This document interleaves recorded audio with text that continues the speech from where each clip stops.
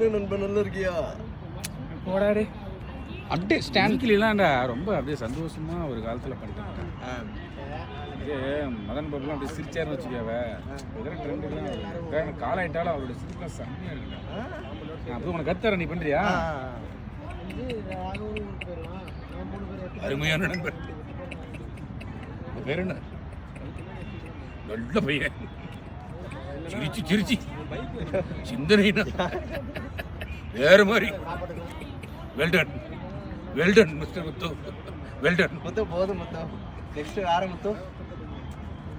இந்த மனுஷனுக்குள்ள எவ்வளோ ஒரு சக்தியும் ஒரு சமாச்சாரமும் வந்துச்சுன்னா அந்த பையனோட நடிப்புக்கும் திறமைக்கும் தமிழ் சினிமாவில், அதாவது மலையாள சினிமாவில் ஃபஸ்ட்டு போனால் கூட நம்ம போய் மலையாள சினிமாவில் நீங்கள் நடிச்சுட்டீங்க.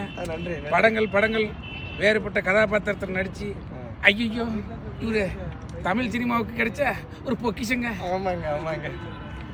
நெக்ஸ்ட் ஏங்க இந்த பையனை பாருங்க, சூப்பரா பண்றாங்க. ஏங்க நடிப்புங்க, சர்பத்து மாதிரிங்க.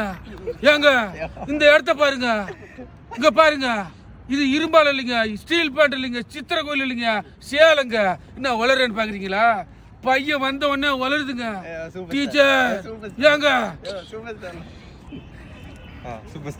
சூப்பர் ஸ்டார் கோசூர் போதா பிரச்சனை, கோசூர் போடுபட்டா அது கெத்தா ஸ்டைலா.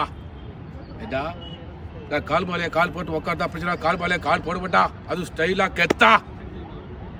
கமல் வரார் அமெரிக்கன் தட்டை காப்பாரா. இப்போ எந்த பாசல் கத்துறேன் நானும் தான் பார்க்குறேன். பிரச்சனை கொடுக்க நானே பேர் ஒரு அதிகாரி, எனக்கும் மேலே போகணும்னா சொர்க்கம் தான் இருக்கும். Simply answer my question. அது கொய்தாவா ஓகேண்ணா?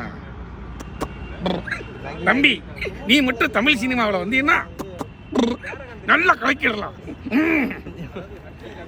ஓகே, எனக்கு நேர்களே நாளை